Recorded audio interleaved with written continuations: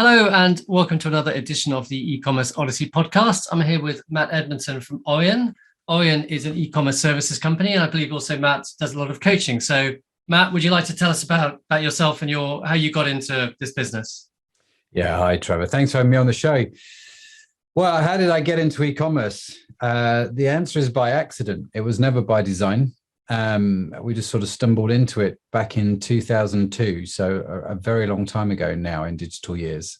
We did, I just sort of launched my own business back then, and we were one of our little side hustles was to do websites for small businesses. And it's very early on in the internet, and I'd heard, stories about e-commerce and people selling stuff. And so I thought, well, how hard can it be? Let's write a little bit of code and write a little web store.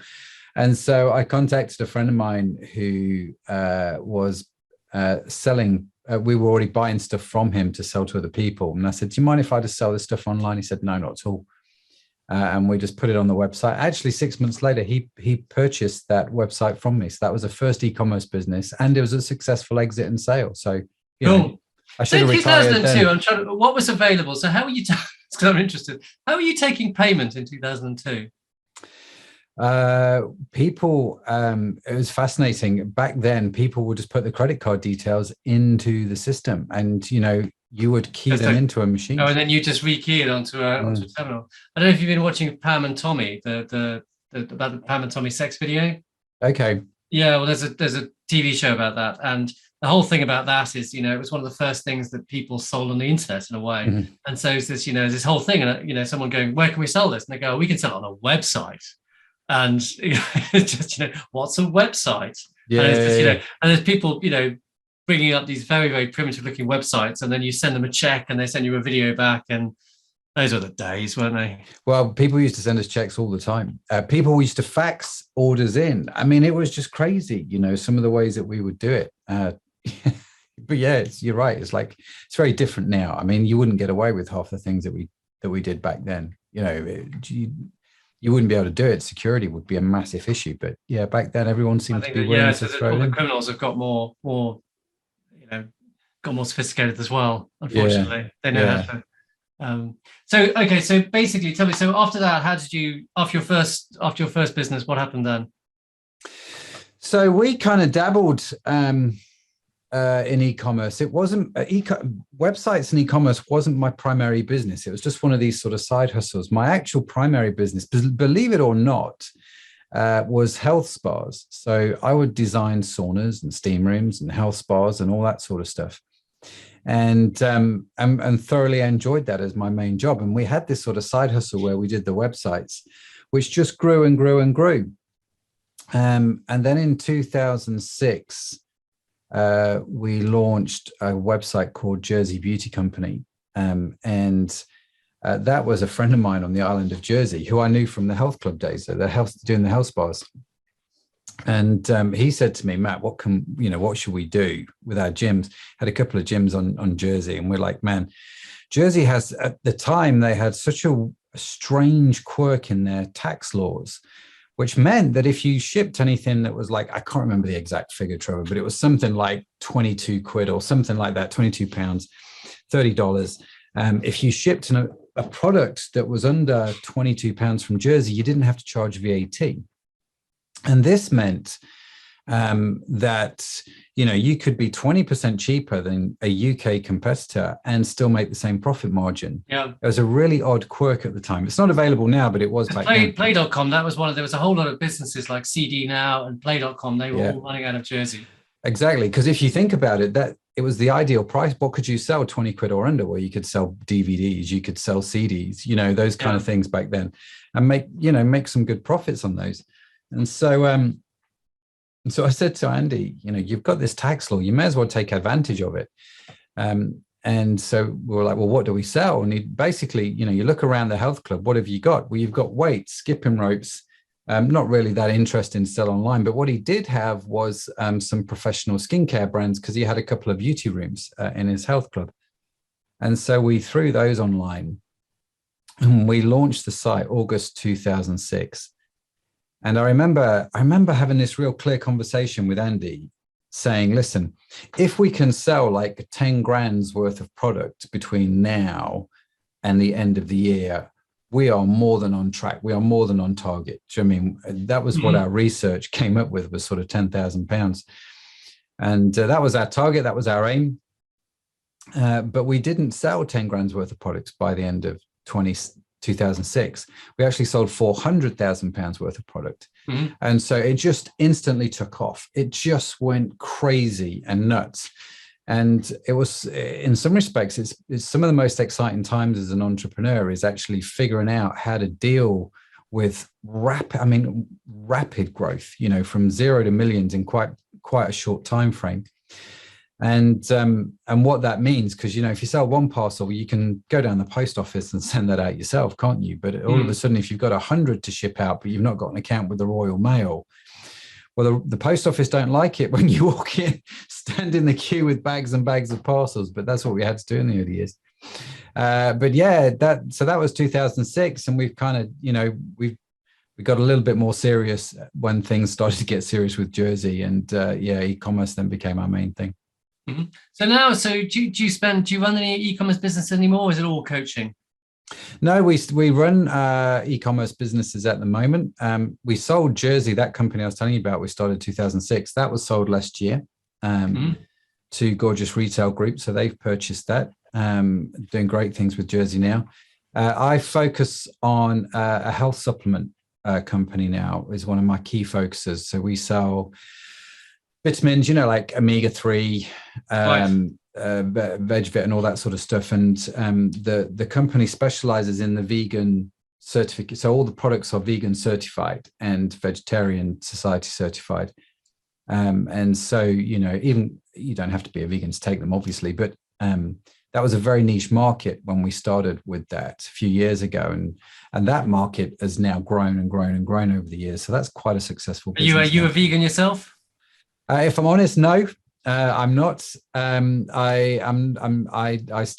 do like my meat. I'm not going to lie. I'm much more aware of the meat that I eat, actually, working in this industry. But no, I'm not a vegan. I think being a vegan is very commendable, but it's not for me. Yeah, and you know what? I get it. I get the draw of it. I get the lifestyle choice of it. I get the health benefits of it. But I think, and I get the principle, you know, I get why people are against meat. And so I think if you have a vegan or vegetarian diet, there are consequences to that, which is why I think, you know, we've done well with the supplements and how we've brought that into the market and targeted it. Okay. So tell me about your experience of selling Jersey Beauty. How did you go about that? It started during the pandemic. You know, we'd been running Jersey for about 15, 16 years. Andy, my business partner from Jersey, and I we'd been together a while, and we just thought, just wonder if it's coming to a natural end for us, you know, having done it for 15 years. Is it now time to hand the reins on to somebody else? Have we taken this as far as we could take it, was one of the questions that we were asking. And we weren't. I'd made sort of tentative inquiries about selling. I'd talked to a few brokers. I spoke to our accountant about the whole idea. Never really sort of came up with a plan. And then just sort of, it's funny, isn't it? Just how when you start to align yourself with things like that, then out of the blue, people started to contact me. And so we had 2 or 3 people contact us about buying the company, one of which was Gorgeous Retail Group. And so this sort of very small idea in the back of my head started to gather steam quite quickly when these guys got a bit more serious in terms of looking at the business and made an offer that we thought, actually, this is a fairly reasonable offer. And so, yeah, so we thought, you know what, it's probably about time. Did you go to, because I know my experience of talking to business brokers is, I mean, depending, I don't know how much you sold your business for, but they're a little bit like estate agents. I don't know, maybe just the people I talk to.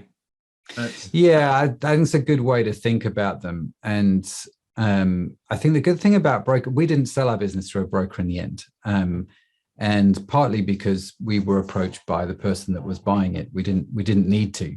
But yeah. I understand why people want to use brokers, because finding, I suppose in hindsight, we could have still used a brokerage service. Maybe there were people out there who would have been willing to pay more for the business. I don't know. We weren't that bothered by that, because we're like, well, no, here's an offer that we're willing to accept. This is, why torture myself to see if it could be any better? But we could have used a broker, and I do know a few good e-commerce brokers, and we have worked with a couple with clients over the years. And I think where they help you, if I'm honest, where I think they help you is within documentation and with the legal side. So not only can they find people that buy your business, they can help you get your business ready to sell. And that was the bit that was surprising for me in terms of when it came to selling our business, was just the sheer colossal amount of paperwork that was required from my point of view. And, when you run your own business, there's a lot of assumptions that you make. There's a lot of things you kind of take for granted as you go along. But actually, that people can't buy assumptions. Do you know what I mean? They have to really clearly know what it is they're buying, and you have to really clearly be able to articulate that. So, for example, what is your IP? Because part of the buying process is they're buying the IP. Well, what's with the company? What's with just me? Do you know what I mean? There's a whole series of things that I'd never really thought through. Did you get that? Was it like they just paid cash and you walked away, or was there any kind of, were you tied in for any period of time? How was it structured? It was a very simple structure compared to a lot of structures going on. And inevitably you are tied in some way, I think, to most sales. You fortunately for me and the guys that have bought it, we've gotten very well since the purchase. And so I think there is always that element of tie-in with a sale. And so that is always something to think about. Can you work with the people that are buying this business from you? Can you cope with what's going on, in a business which you have spent years building, yes or no? And you have no real control over that. So it is a very serious question to answer. So is it okay, I'm just trying to think of some clever questions to ask you. What kind of multiple do you think that people should aim for? Or what is a reasonable multiple of profit, a multiple of turnover? I think it depends greatly on who's buying your business as to how you value it. So if for example, you take, I can't tell you about the beauty business because there's all kinds of confidentiality documents, but I'm talking, I think broad brushes. Broad brushes. I think if you're selling a product, like, I have a Lego Indiana Jones here. If I'm selling a Lego Indiana Jones and, I want to sell that product-based business, I think probably somewhere between 3 to 5x on your profits is probably about reasonable. I know that there's big talks about 16x multiples, and I think they're very few and far between, but I think probably around 3 to 5. I think if you've got a subscription-based business, then that value goes around twice that, maybe about 6 to 8 times profits. Yeah. Subscription businesses are always much more easy to sell. But then again, think about who's going to buy. And part of selling is understanding the buyer. So if I sell Lego Indiana Jones and I ship those from a warehouse and the company has to pay a lease on that warehouse and it's got a whole bunch of staff, then the person buying the company, are they buying the warehouse? Are they buying all the staff? Is that good to them? Is that bad to them? Or am I selling it over here to a competitor that's already got all of that? In which case they're not so bothered about, say, net profits because they don't want the warehouse. They don't want the staff. What these guys want over here is the website. They want the database. Well, for those guys over there, gross profits become much more interesting. And I think your business becomes much more valuable. Does that make sense? So absolutely. So it's as a particular word for it. Anyway, so you just strip out. If you can strip out the costs and say, look, you guys don't have to take these costs on, and therefore you need to value the profit in this different way. Mm-hmm. Yeah, I've certainly heard that. Yeah, and that works if you understand who is buying your business, and what's the value to them as a person. And I think people always shudder at the idea of selling to a competitor because they're going to have to do due diligence. They're going to have to go through your business with a fine tooth comb. And so there is a lot of risk involved in selling to a competitor, because they are going to, they're basically going to go up one trouser leg and down the other, for want of a better expression. They're going to want to get to know you.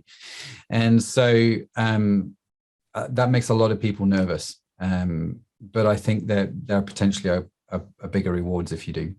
Okay. So do you focus these days on coaching then, or what's your main business these days? Yeah, I split my time like most people. So I do a lot of coaching, a lot of consulting, which I absolutely adore and love. We do a lot of content creation like yourself, with a podcast, which is just fantastic, and networking with folks. And then obviously we've got our own e-commerce businesses as well, which I also like to still dabble in, and I think I still bring value to what we do. So I sort of split my time across those things. Okay. So what kind of on your coaching side of things, how do you, what kind of people do you work with? Is it beginners? Is it people looking to grow their businesses? We don't tend to work with startups, if I'm honest, mainly because of costs. Having a coach is quite costly. Certainly, we're not cheap. I'll be, totally straight. We're not cheap, but I think partly because of the value that we bring. That said, we do some stuff with startups, but I just don't charge for it. We do help startups every now and again. But I tend to work with businesses that are turning over anywhere from around 2 million upwards, really. And they're looking to grow their e-commerce business. And where it works super well is, I found, for me, coaching businesses where e-commerce is part of their company, but it's not the whole part of their company. Mm-hmm. So, for example, we've worked with pharmaceutical companies, for example, who have an e-commerce website. Their business is doing okay. They know it could be a lot more than what it is. But their main industry over here is what they want to focus on. And so that they're like, come help us build team, get things established here on the e-commerce side of things. We just don't know, but we know enough to get somebody like you to come help us do that. It's going to be much quicker and better. And so we tend to work very well with companies like that. Mm-hmm. So how do you start? I mean, do you have courses you sell, or is it just you charge by the hour, or is it a program, or? Great question. Yeah. I've got quite into kind of looking at people. You've got people who run kind of YouTube channels, and then they do kind of cohort courses and stuff like that. There's loads of I think that a lot of people are launching courses these days. And you know what, I'm a big fan of them. I think it's a great way to get people connected in with what you're doing so we have a course which we put out at the end of 2021. And funnily enough, I was talking to the team this morning. All of them are getting revamped this year. We're going to do them all again. And I do enjoy doing the courses. Obviously, there's a revenue which comes from them, which is, we're a business. We've got to make money with what's going on. So we do sell them.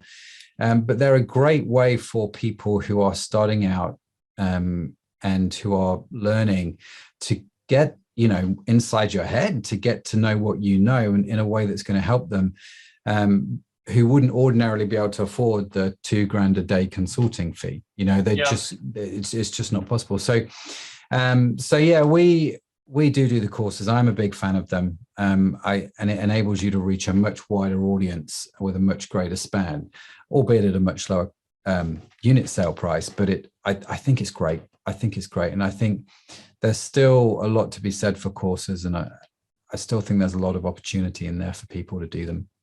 Mm-hmm. So with your business, your e-commerce business, I mean, I find that everyone has their thing, right? So my thing is marketplaces, right? And, when you ask me what's the solution, I think about like going, yeah, marketplaces. I think, and what's your solution to every problem when it comes to e-commerce? What's your favorite solution? My favorite solution. We have something which we've affectionately called toilet seat marketing, or toilet seat thinking.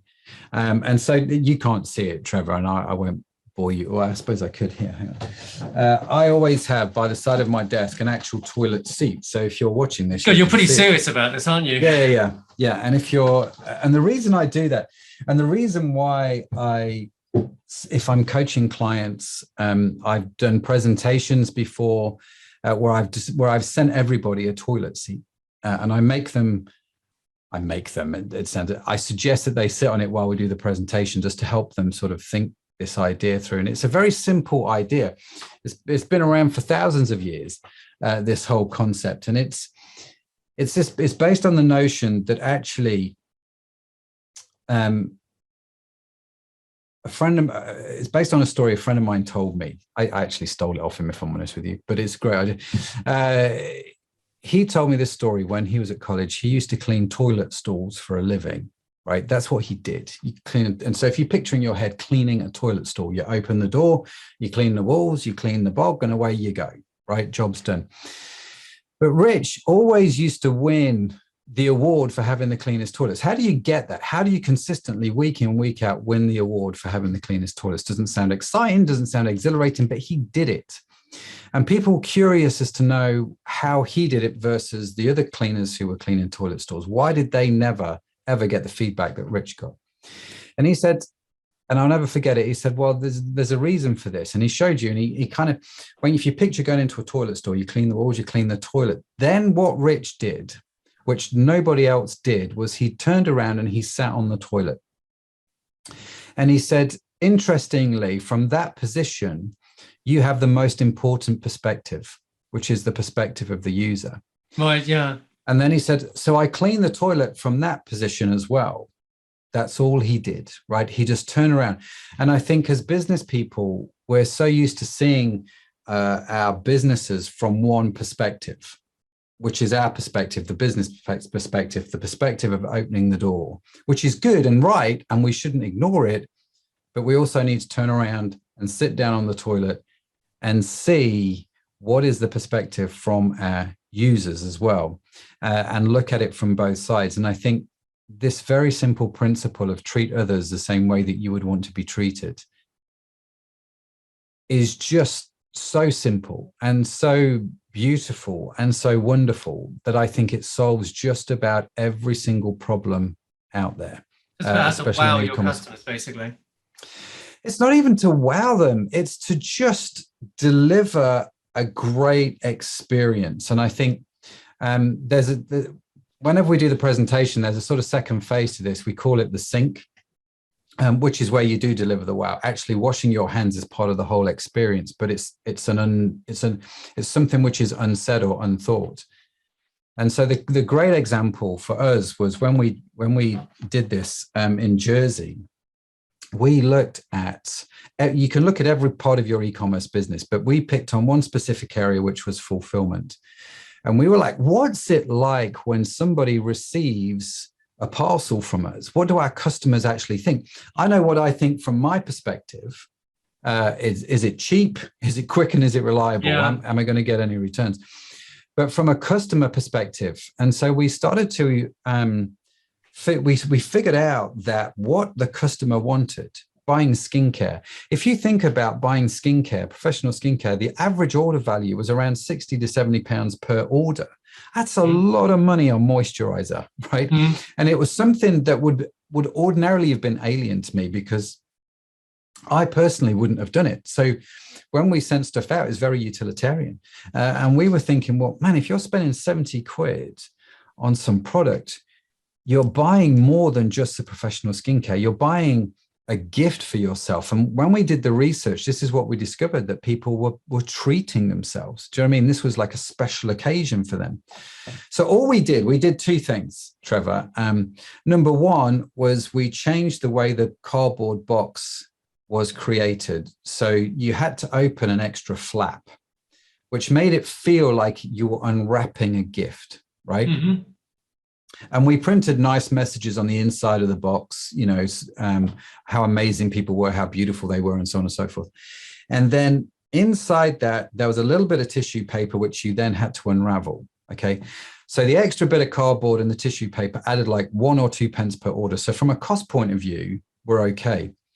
The second thing we did was we thought, well, we understand that the customer wants a gift, but we also understand from a business perspective, part of our values are fun. We like to do things which are a bit fun.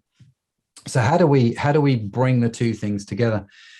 And so we replaced our packaging material. So we took out, the big plastic bubbles that people use.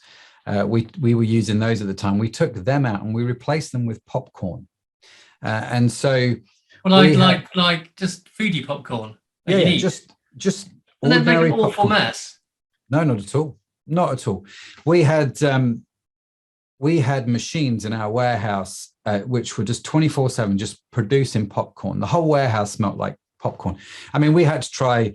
There was a science behind it, Trevor. I'm not going to lie. We had to try all kinds of different popcorn to find the right popcorn. Obviously, we didn't coat it with butter or any of that kind of stuff. It was just raw popcorn. But popcorn, when you think about it, it is light. It's biodegradable, so it's good for the environment, very sustainable product.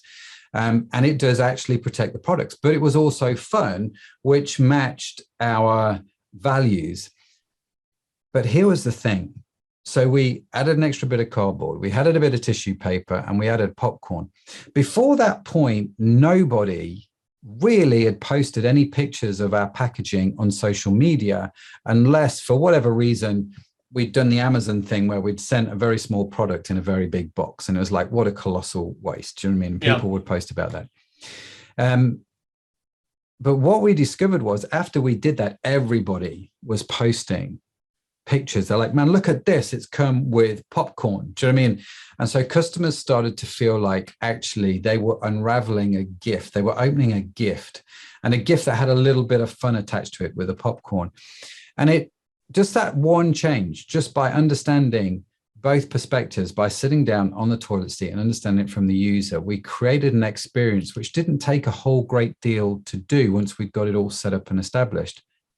But let me tell you, our repeat customer rate from that point on was noticeably higher. I mean, noticeably higher, well above industry average. And so it was great to see, and so this is my go-to, grab a toilet seat, sit on a toilet seat and think about life from the perspective of your user. Where does that marry and interact with what you're doing as a business? And how can I make that better? That solves every e-commerce problem just about in my mind. Okay. So you've also got a podcast. Tell me about that. How did you get into podcasting? Yeah. I think I got into podcasting like most people because I have an ego the size of a planet. And what are you saying? What are you saying? What are you saying? Maybe it's just me, Trevor. I don't know. I might be out on a limb. But I started a podcast, the Ecommerce podcast, because I wanted to build a brand. I wanted people to know me a lot more than what they did. We were getting more into the course content. And so, to establish that, a podcast seemed like a good way to go. It was a bit more interesting for me than a blog because I'm not great at writing. I don't enjoy it as much, but, put me on the phone with somebody and I quite enjoy that, chatting you like away. Talking? Oh, I love it. Yeah. I mean, obviously you do as well, and asking questions and doing the podcast. It's great. I find actually it is good for meeting interesting people. Yeah. That was when I started the podcast, we started it just because of fun, if I'm honest with you. And our first season was literally me talking about how to do e-commerce. And even I got bored with the sound of my own voice after season one. So after season one, it became like a chat show, like exactly what you're doing now is an interview. And I get to ask very interesting people some very, the questions which came into my head. And I found actually it was really good fun. And the networks and the contacts I've built as a result of that are just astounding. And, it's been wonderful. Yeah, I love it. Love it. In fact, this year, we are going to be doing more podcasts. So we have the e-commerce podcast, but we're going to be doing a sort of a more generic leadership style podcast, which is coming in the next month or two. But that whole podcast is going to be based more not on how to do leadership, but how to do the other side of leadership, like how to do family and run a company, how to be a dad and run a company, all the questions that I get asked on a lot of different podcasts, to be fair. So we're going to talk about that, how to deal with difficulties, et cetera, et cetera. So that's going to be super exciting. We've got a stories podcast coming. Yeah, I love it as a medium. I've fallen in love with it. And so, yeah, we're going to add another sort of 2 or 3 this year. Cool. Gosh, there's a lot of podcasts. So look, I've got one last question for you. Right, it's what I'll ask everyone. What has inspired you recently? Could be anything. Honestly, as horrific as it sounds, the people of Ukraine. You can't look at what's going on in Ukraine and not be utterly inspired by the resolve of people, and actually the resolve of the human spirit, even from outside. You know, a lot of the guests we've had on the show talking about it, and some of the stuff, hearing some of the stories that they're doing and how they can help people. We sponsor a charity called Vitamin Angels, a great charity through our health supplement business. And our account manager, she's first generation Ukrainian. She lives in the States. She's managed to go and get some containers of medical supplies and food, and she has had them shipped over to I can't remember if it's Poland or somewhere that borders Ukraine, and she's taken them across the border herself. And you hear all these amazing stories, you know, the sort of the resolve and the human spirit of people to stand up to tyranny like that, I think is fantastic. So you've got to be inspired. You've got to be inspired by the stories that are coming out, and I think it's fantastic. I'm just so horrified by it every day. I barely look. Just looking for my fingers. It's so horrifying. Oh, it is. It is, and so senseless. It's so horrific. Totally pointless. What is it achieving? Nothing. Yeah. You know. Anyway, so on that cheerful note, it's been lovely speaking to you. And where can people find out more about you online? Sure. The easiest thing to do is just head on over to mattedmundson.com. All my links are there. I'd love to connect with people, and say hi. Great. Okay, check it out. Thanks so much, Matt. Thanks, Trevor. Appreciate it. Thanks. Bye-bye.